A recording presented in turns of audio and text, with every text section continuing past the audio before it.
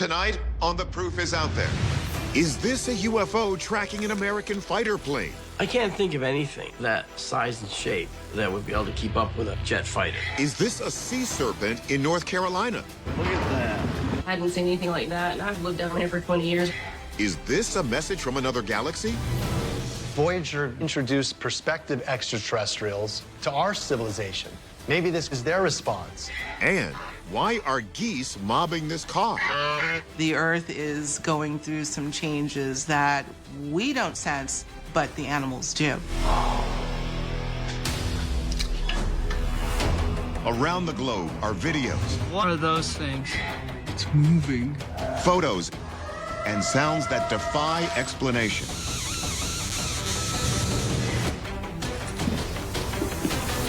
We don't know where they come from, who made them, or how they operate. What are they? Some sort of bizarre mutation. What's exciting is nobody really knows. Extraordinary claims need extraordinary proof. I'm Tony Harris, and as a journalist for more than 30 years, I've followed the facts where they take me. Now I'm bringing that spirit of investigation to the world's strangest sounds and images. We'll analyze each one with top experts. It's a credible case, it's a credible video. And pass a verdict on what it is. This video was clearly faked. The Proof starts now.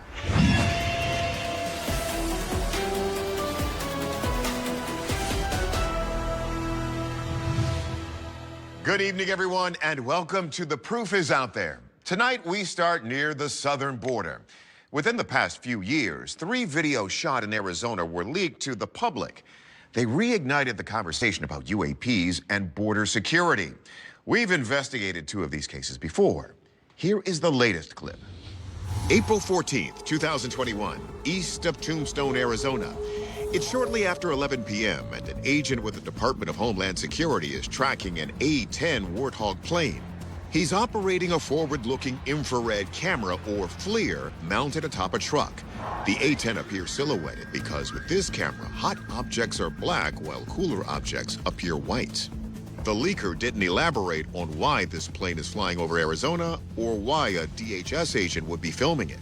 But it's in our hands because nobody expected what happened next. A spherical object appears to be chasing the fighter jet. Like the A-10, the object's heat signature is also black hot. But when the agent changes to a different setting, the UAP shows up like a bright orb trailing the A-10. At times, the light is traveling so fast, the FLIR operator has problems following it and keeping it in frame. This video remained secret until it was sent to UFO investigator Andy Marcion. When I saw this and I realized that this was real, I understood that, what I got my hands on was a big deal. For some, this Arizona sighting falls in line with much of what we've heard about UAPs from other government sources. At an April 2023 congressional hearing, Dr. Sean Kirkpatrick, the head of AARO, testified that 52% of all UAP cases it has investigated, the objects are spherical, most measure between 1 and 4 meters across. Orbs like this one, uncovered by investigative journalist Jeremy Corbell. This unidentified object was photographed over Mosul, Iraq in 2016. And usually, their method of propulsion is never immediately obvious. This sighting falls into all of the major categories. AARO is the All-Domain Anomaly Resolution Office, the Department of Defense's official agency for tracking unidentified aerial phenomena. And Title notes they've seen some similarities, more concerning than others. Kirkpatrick also presented a number of cases where spherical UFOs are seen trailing military planes. The video shows that the object is keeping up with the A-10 Warthog like it's nothing. This has led some people to wonder whether these spheres are actually aliens tracking our military technology. There are many reasons why extraterrestrials might be interested in our military. Surveillance, curiosity. One former NASA astronaut has even claimed that aliens prevented a nuclear exchange during the peak of the Cold War. So were aliens really monitoring the A-10 Warthog, or was this something else flying in the plane's airspace? After releasing the footage, Andy Marcial went to his friend, David Fulch, for answers. Fulch is a FLIR technician and operator who works with the exact same cameras our video was shot on. The first question is, could this be much ado about nothing? Are we simply looking at a bird? It appears that the object is flying around the same speed as the aircraft, which is traveling about 340 to 350 miles an hour. I don't know any birds that fly 350 miles an hour. Next, we check with Rich Hoffman of the Scientific Coalition for UAP Studies. If it's not a bird, could it be another object seen over the Arizona desert nowadays? Within the last year alone, there's been about maybe 2,200 incidents reported by Homeland Security of drones being used to carry drugs across the border and into U.S. territory. However, a drone wouldn't be changing the shape. This particular object doesn't remain round. In fact, we don't know of any technology that changes shape like this as it flies. What kind of airborne object can change its shape? Perhaps a balloon in the process of deflating? We asked astronomer and visual effects artist Mark D'Antonio whether or not that theory is full of hot air. Could it be a balloon? Probably not, based on the speed of its motion. It looks like it's something that's moving along under its own power, fast enough so that it can stay in the field of the A-10. Now, it's still possible it could be caught in a fast-moving wind column. The winds and jet streams on average reach speeds of about 110 miles per hour. But if a balloon was caught in that stream, how could it keep up with the warthog, which typically flies at 350 miles per hour? So with no earthly explanation for this object, could we be looking at something truly extraterrestrial? It's changing its size. We don't know any craft or any objects that can do that.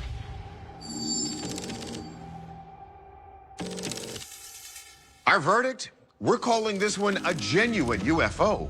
And it's worth noting, we see striking similarities here to other government-released videos, like the infamous USS Nimitz Tic Tac. But let's be cautious here. We're still uncertain this object is of alien origin. In any case, Andy, keep them coming. Now from the desert to the water. As we've noted before, Scotland's Nessie isn't the world's only legendary aquatic monster. People have spotted them right here in the U.S., and some videos are a cut above the rest. Check out this footage. It's January 3rd, 2023, in Morehead City, North Carolina. Captain Daniel Griffey and his girlfriend, Ashley Wright, are out in the port on his boat when they see something strange lurking in the waters. Daniel pulls out his phone and takes a video of a mysterious, possibly snake-like animal circling his boat. Here's the moment it briefly pops its head out of the water. Look at that. The couple is shocked by its sheer size. My boat's 22 foot long, and it had to be every bit of 25, 30 feet. It wasn't like something I had seen in the water before. We didn't have any idea what type of creature it was. The animal looks like a cross between an alligator, a manatee, and a dolphin.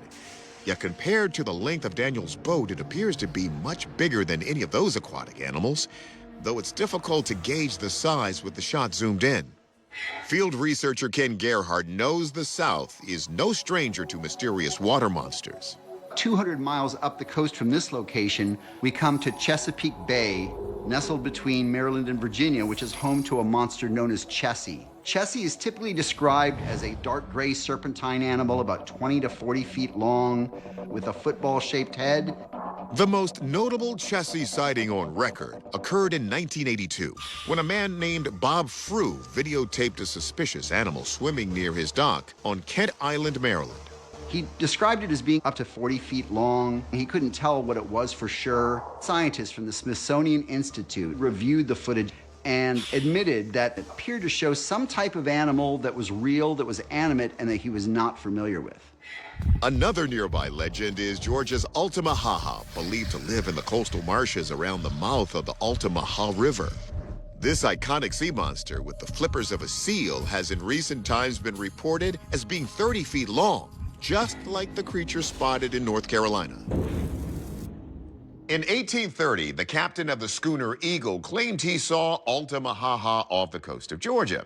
He described it as about 70 feet long with large protruding eyes, sharp teeth, with an alligator-shaped head to go along with its long tail. Could the creature in the video have migrated from Georgia to North Carolina's Crystal Coast? Let's see if our experts can reel in this maritime mystery. Let's do some process of elimination. First, could this be an alligator? Well, it's not moving like an alligator would. Alligators swim more at the top of the water. Their tail is propelling them forward, moving back and forth horizontally. Menka says that in contrast, this sea creature is propelling itself by moving its tail vertically. It's undulating through the water, so it's going to the surface and going up and down repeatedly. Another disqualifier? This doesn't look like alligator skin. Especially in this shot right here, when it's coming out of the water, the skin looks really smooth. I'm not seeing the bumpy scales that you would see on an alligator. Okay, then could it be a different reptile, like a giant sea snake? Sea snakes can get big, but not that big, and they're long and skinny. This animal is really thick. Even a thicker snake like anaconda or a python, I still don't think it would be as thick as this animal. Another obvious possibility often seen in the Outer Banks is the dolphin. But that's not a good fit either. The nose and face of this creature look too wide to be that of a porpoise or a dolphin, and we don't see that dorsal fin or the fin on the back that we would see for a dolphin or a porpoise. Though before we plunge into the theory that this is in fact a legendary sea monster, this creature does have one feature found on a dolphin or porpoise that might provide the definitive clue: a blowhole. Based on the timing and the anatomical features that I'm seeing, a defined backbone, a dynamic tail that is horizontally oriented, and what appears to be a blowhole, I think that this is actually the calf of a northern right whale. These animals actually do travel as far south as North Carolina to have their young during the winter months. So the time and the location matches up. But how do you explain its slithering body? A whale that slithers? This is actually pretty normal movement for a juvenile whale. They're pretty active and dynamic. But the other thing we might be seeing here is that because this animal is so weak, it's being pushed by the current and actually just trying to stay upright. Our verdict: this is a North Atlantic right whale calf. It is one of the world's most endangered large whale species, so Daniel and Ashley are very lucky they got a sneak peek. In Great Britain, a moor is an open, hilly area of rough grass, sometimes wet, sometimes dry, and fairly isolated. The Yorkshire moors is where the classic novel Wuthering Heights is set. Well, according to one person, the moors should also be known for something else: alien encounters. It's December 1st, 1987. A story goes that a retired police officer named Philip Spencer was taking a routine morning walk across Ilkley Moor in West Yorkshire, England, when his life changed forever. Local resident and tour guide Tim Barber knows Spencer's tale and this mysterious landscape well. Ilkley Moor is this wild landscape full of heather and wild marsh grasses. So it's quite a desolate environment. And if I'm taking people up on the moors, the story of Philip Spencer always comes out. Barber says back in 1987, Spencer was walking along the moors with his camera when he saw something strange in the distance. And that's when he captured this. He started to come across see a figure, which he just thought was another hiker. But as he got closer, the figure just seemed to be quite strange. It got an enlarged head, large, long arms, and by all accounts had a green tinge. This thing is pretty creepy looking. It doesn't look quite human. Obviously, it's kind of a mist-shrouded location, so we don't get a really clear visual. Years later, the photo showed up on the internet. By that time, it had been enhanced. 3 versions emerged in different color schemes. In the enhancements, you can see what looks to be a face with dark eyes. It has long arms and large hands. That helps make sense of the rest of Spencer's story. Shortly after this, the creature vanished, and he saw what looked to be a strange type of craft taking off in the distance and going up into the air. The next thing Spencer remembered was his watch was behind by an hour, and the magnetic compass that he had taken with him on the hike had reversed polarity. He surmised that in that lost amount of time, he'd been hit with an enormous amount of energy. In fact, he believed he'd been abducted. Aware his story was hard to believe, he created the pseudonym Philip Spencer to protect his identity. We don't know what his real name was, and can't even confirm he was an ex-policeman. But Ken Gerhardt says what is certain is the area's connection to UFOs. This sighting is just one of several in the area, which actually lies near an ancient Neolithic stone circle known as the 12 Apostles. And like many ancient monolithic sites in England, it's very mysterious. We're not really sure who made it. There are some who say that this ancient circle is actually evidence that aliens visited the moors a millennia ago, and that the visitations continue to this very day. In 2011, Britain's Telegraph newspaper called the Ilkley Moor alien sighting one of the top 10 UK UFO incidents of all time. For decades, the original photo and the enhancement have been studied backwards and forwards. And now it's time for our experts to take a look. First, we ask anthropologist Kathy Strain to examine the enhanced photo. The only thing that I can tell from the photo is that it's bipedal. I find it creepy in the sense that it doesn't immediately look like a human. All the other animals that exist in England, they're four-legged, hoofed animals, dogs, cows, deer. So I do not know if what we are seeing in that photograph is an alien or not. Next, we take it to forensic photo and video analyst Michael Primo. What I find peculiar is that when I examine images like this, there's always only one. The operator could have captured multiple images, so why didn't they? But it's the enhanced versions of the photograph that lead Primo to have grave doubts. What we're looking at here is 3 different iterations of this creature. And what's interesting is the shadowing on the creature's face and down onto its torso and through its neck region. For Primo, the details of an alien creature weren't revealed by the enhancement, they were added.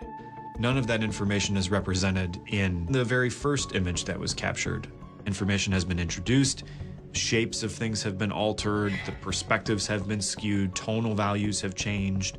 Basically, I would not consider this an authentic representation of the events because of the number of changes that this picture has undergone. It's a logical argument, but Strain believes the most important detail in Spencer's story, if true, may not be in the photograph. He had a compass with him that had reverse polarity. And the only way that you can do that to a compass is that it is exposed to a high level of magnetism. So it makes me wonder if he was near a UFO, and then that's why his compass had that happen. And so it leads me to believe, regardless of the photograph, maybe he's telling the truth. Our verdict? We're going to go with unexplained phenomenon. Primo makes a good case that the enhanced photo was doctored, but the original can't be entirely dismissed. In fact, one analysis conducted by Kodak Labs couldn't find any evidence of tampering on the original photograph. Clearly, there's more investigating to do.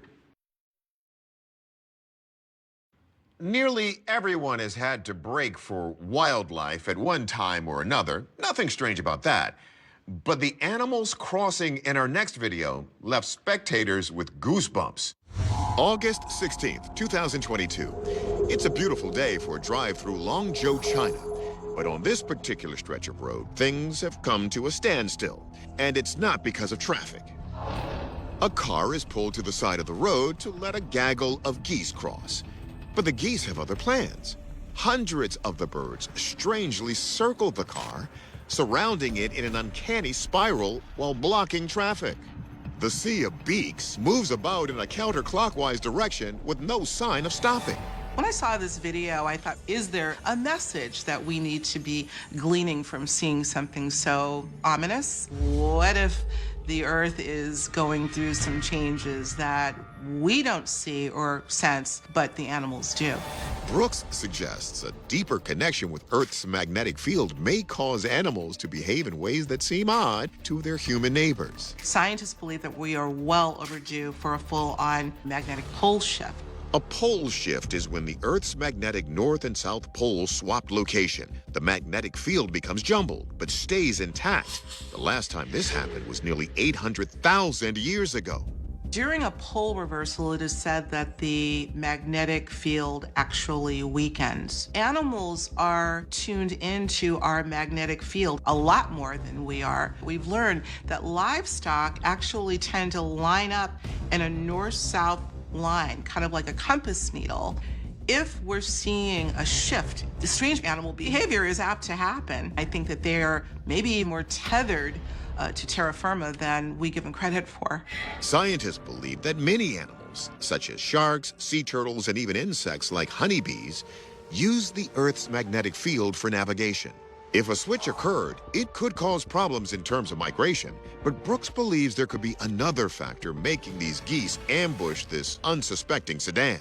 There's a phenomenon known as imprinting, and imprinting is when a young animal forms an attachment to this protector mother figure when they're first born. As I looked at this, I thought to myself, are these geese imprinting on this car? In other words, the geese think the car is their mother. Turns out, animals have been imprinting on inanimate objects for centuries. In China, rice farmers have historically imprinted newly hatched ducklings to a special stick, which they then use to bring the ducks out to rice paddies to control the snail population.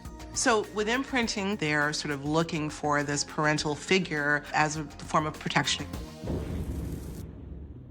This is far from the first time we've covered weird animal behavior. We've seen an elephant that could supposedly talk, and strange sheep circling in both China and the UK.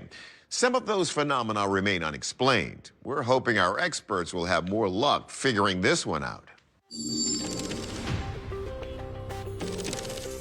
Wildlife biologist Stephanie Manka isn't so sure that these geese are imprinting this car as a potential mother figure.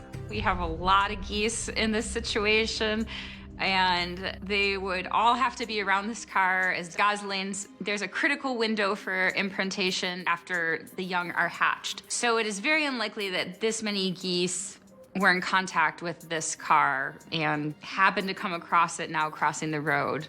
And as far as magnetic fields are concerned, Manka points out that the poles have reversed before, with very little fallout from the animal community. We are overdue to have the poles flipped, but it doesn't seem to be a big concern. In history, there haven't been major changes when this has happened. Biologist Floyd Hayes says many people online were comparing this to a death spiral, an act commonly found in insects like ants, where part of a group loses their orientation and end up walking in circles until dead from exhaustion. I think this is quite different than the death spiral that we see in certain insects. Birds have larger brains than insects, and they're not dumb enough that they're going to walk in circles until they die. Ultimately, Hayes thinks we're simply seeing a flummoxed gaggle temporarily following its own tail. I think the geese just got a little bit confused. They were following the leader, and the leader was following others. Suspect a few minutes later, he stopped that behavior and walked off the side of the road. I think it was just a temporary phenomenon. Our verdict? This is a case of mass goose confusion. Like the blind leading the blind, a couple of geese got turned around and let their flocking instincts get the better of them, leading the rest in a time-consuming loop around the car. We're happy to report that the geese did eventually make it to safety before the oncoming traffic turned them into pâté. Did you know that the first photograph was taken in the 1820s? Since then, humans have taken more photos than we could possibly count. But who took the first photo of a UFO? And was it the real deal? It's the winter season of 1870 and 1871 on Mount Washington in New Hampshire. Photographers Amos Clough and Howard Kimball are on a meteorological expedition when they unwittingly snap a photo that makes history. The stereograph, or pair of photos taken simultaneously by a dual-lens camera, would have originally been viewed through a stereoscope, a precursor to the Viewmaster toy we know today. It appears to show a fluffy white cloud. But look closer. Right in the center is a dark cigar-shaped object that seems to be flying in the clouds. It doesn't have any wings or means of propulsion that we can see. What could it be? In 1870, there were no airplanes. It's clearly not a bird. So what could possibly be floating in front of the clouds like this? This is thought to be the first UFO photo ever taken, but it's hardly the first sighting of its kind. One such incident was in 1860 in Wilmington, Delaware. Residents reported seeing something 200 feet long streaking across the sky. And in 1876, residents of Sacramento, California, reported seeing something that looked like an electric arc lamp propelled by some mysterious force crossing over them in the sky. At the time, these reports referred to the strange objects as mystery airships. And with the 20th century came more photos of them, like the so-called sawmill UFO snapped in Ward, Colorado. Believed to have been taken in 1929, Edward Pline was in Ward to photograph the sawmill when he heard a thunderous boom overhead. He said that when he looked up, he saw what looked like a giant spherical boulder passing over him in the sky. That makes at least 2 antique UFO photos still drawing eyes today. The challenge with these vintage UFO photographs is that we don't have as much data about them as we do modern photographs. When we look at certain old UFO photographs, there really is a mystery as to what it could possibly be. In a criminal investigation, an open and unsolved case is generally considered cold after only 1 year. So have these UFO cases, frozen in time, gone too cold to solve? We ask our experts to turn up the heat. First, astrophotographer Andrew McCarthy considers if the Mount Washington UFO could be some kind of early aircraft. Today, we have aircraft flying over constantly and thousands of satellites in our night sky. Back in the 19th century, none of that was relevant. Now, there were hot air balloons. Still, this UFO's oblong profile clearly doesn't match that of a hot air balloon. That means an early aircraft explanation is out. But what about the sawmill photo? Now, one of the unique things about this photo is it doesn't actually have an eyewitness to go along with it, other than the photographer. The workers heard a noise and felt a shudder, but they didn't see this object. The photographer did allegedly see the object at the time he snapped the photo. But McCarthy questions that claim. He suspects there may be something else at play here. What I think we're looking at here is actually a drop of moisture getting sandwiched in between these negatives. There's old photos like this just filled with artifacts, and they probably all happened in the darkroom when the film negatives were being processed. But it's unlikely that a film artifact could explain away the Mount Washington UFO, since it appears in both of the images. But film producer Sam Sherman, who owns the physical stereograph, says it's that stereoscopic view that unlocks the whole story. Everybody on the internet who claims that this is an object flying over Mount Washington, it's because they're looking at one eye view of a stereo card. It looks like it could be flying over the snow-capped mountain. But then when you see it in stereo, with your 2 eyes seeing the 3D, you see it's embedded in the snow. Stereoscopy works just like our eyes, displaying a pair of 2-dimensional images from slightly different angles that, when combined, create a single 3-dimensional image. And since the background immediately surrounding the UFO doesn't shift from the left image to the right, that means this UFO isn't flying at all. When they list in their catalog what they've taken a photograph of, they call it frost architecture. In other words, a photo of a snowbank on the mountaintop that's feet rather than miles away, not an image of a faraway cloud in the sky. Hoffman says that when it came to photographing something as featureless as snow back in the day, a photographer would often add an object to indicate scale. So what's happened is that they probably have set their ruler over there on that frost architecture to give a perspective in terms of how big this thing is that they're looking at. Our verdict, the eyes have it. Once you understand stereoscopy, it is easy to identify this as a ruler in the snow. Of course, UFOs could have been visiting Earth back in the 19th century, but we can say for sure they didn't photobomb this shot. Trucking is a unique way to see the country.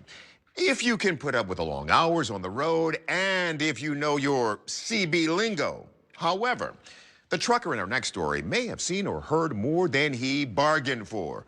Breaker 19, this is the good Reverend T. Boogie here. Anyone out there with your ears on? Roger, and copy that. March 23rd, 2023. After a long day of driving, Danny Ramirez is stopped at a truck stop near Beaver Marsh, Oregon, off Route 97.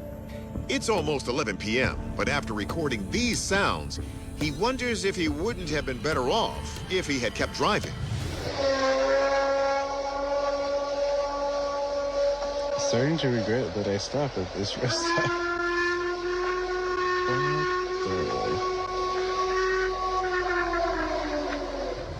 It did spook me. I was scared in the video, as you can tell. You know, I've stopped all over the country. I've heard a lot of spooky things, but nothing like that.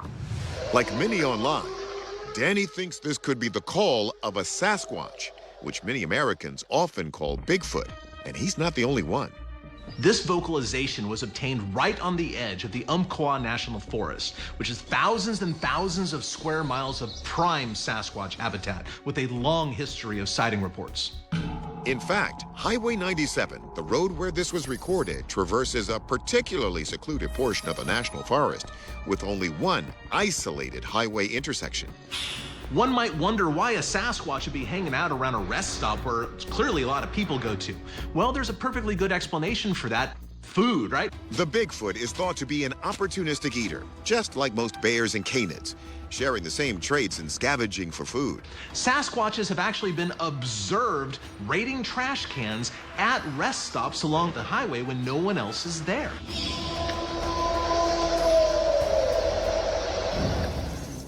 Many researchers believe that if Bigfoot does exist, its diet might resemble that of wolves and coyotes. As large predators who are opportunistic eaters, these creatures aren't very picky and must quickly snatch prey without scaring it off. Could this be why so many Bigfoot recordings feature the sound of howling canids?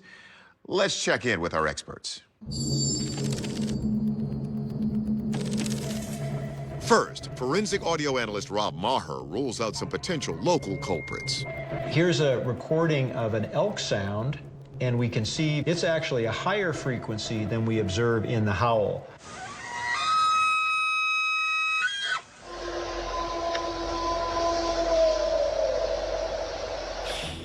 A wolf sound has the duration similar to what was recorded in the truck stop recording.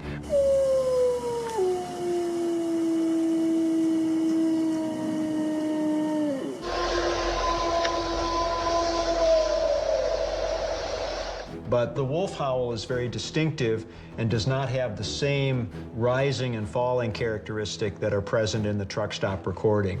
So, could this be Bigfoot? Biological anthropologist and anatomist Dr. Jeff Meldrum takes a listen. As with many animals, and especially with higher primates, Sasquatch seems to present quite a diverse repertoire of vocalizations. And so this truck stop vocalization is not out of the character of various reported Sasquatch calls. But not so fast. There are a couple segments early in the recording where there are these dark bands where the sound sort of disappears. That always raises some concern about the authenticity. So trying to understand this, we did a little bit of investigation and found on the internet a recording of various howl sounds, and in these time gaps and the sequence of these sounds matches Danny's recording virtually perfectly. Visually, you can see here that everything lines up. The evidence here would indicate to me that this recording was created by playing back a known recording in the truck stop, and this was a hoax.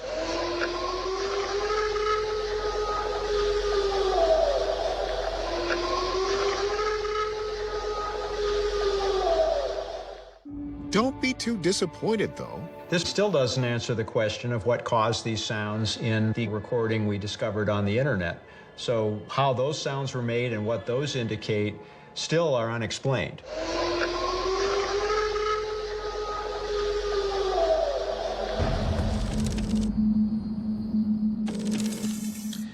And that's a copy, good buddy, and be safe out there, okay?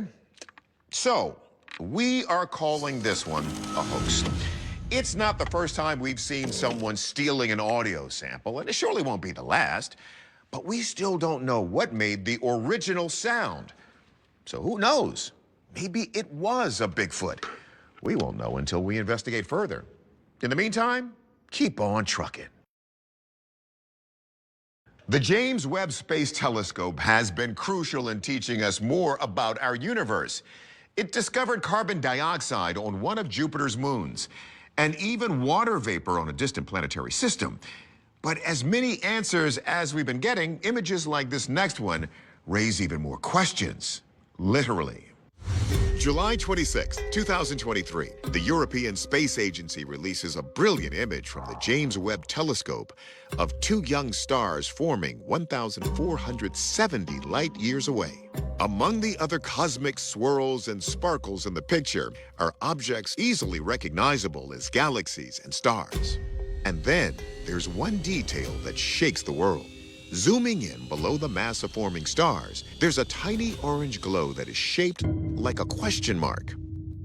Author Jason Martell explains how this little piece of punctuation became a big viral hit. The internet instantly began clamoring about the strange object, what it could be. One net citizen suggested, the aliens know that we found them. There were many people that instantly jumped on this saying it's a fake, it's been doctored. And ESA, the European Space Agency, quickly said, no, this is a real image and it hasn't been doctored. The discovery of the question mark was completely unexpected. Some believe it may actually be a response to humanity's own space exploration. In 1977, NASA sent the probes Voyager 1 and 2 on missions to collect data on the outer planets of our solar system.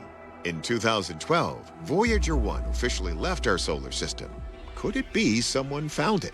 Our first Voyager probes included time capsules, and it introduced prospective extraterrestrials to our civilization. Maybe this question mark is their response. Was this perhaps put there to catch our attention? While others see the possibility, we're witnessing one of the most mysterious phenomena in the universe, black holes. Maybe it's literally pulling the swirl of that galaxy into what looks like now a question mark, being sucked into this supermassive black hole. This is something that's really unknown and deserves further investigation. According to the Center for Astrophysics, there could be as many as 100 million black holes in our Milky Way galaxy alone. Could that be what we have here? Or is there some sort of advanced intelligence involved? Our experts are ready with some answers. At the center of almost every galaxy that we've ever seen, we see a black hole. But this does not look like what a typical black hole is. We have images from the Event Horizon Telescope of the black hole at the center of the Milky Way and of other black holes. And you see this black circle or ellipse with an orangish light around that represents the light, the matter, the dust and gas that's either falling into the black hole or trapped in eternal orbit of it. And you don't see this actually. A supermassive black hole cannot be question mark shaped. It can only be spherical, elliptical, kind of a flat elliptical shape if it's rotating with a great degree of speed. Okay then, could it actually be a message from an alien civilization? Dr. Shadaga says the answer to that question is all about time and the speed of light. We are looking at it as it was billions of years ago, not as it looks like now. And so not only did humanity not exist, but any signal from Earth has not been able to reach these vast distances yet. But why does it look like a question mark? Professor Kaku says in order to solve the mystery, you need to think in 3 dimensions. One thing about a two-dimensional photograph is you don't know how distances are. If you could somehow leave the Earth and look at this from a different angle, perhaps the question mark would fall apart as a consequence. You would see distinct features unrelated to each other. As to what those features are, both Kaku and Shadagis agree. The question mark is probably the collision of two galaxies. And when you put them together from this angle, it looks like a question mark. The twisting top part would be the first galaxy, and that dot on the bottom, possibly the second. I'm frankly surprised we haven't found more question marks because the universe is very big. If we look hard enough, we are going to find every kind of punctuation mark.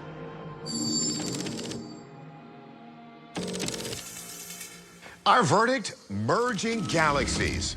Sad to say, this time, it's no alien message. But it is fascinating how much we can learn about the universe from a fraction of a single image. And the good news is that there will be many more to come. The telescope is expected to remain operational up there for at least 20 years. And that's our show for tonight. As always, thank you so much for watching. And remember to keep those cameras rolling.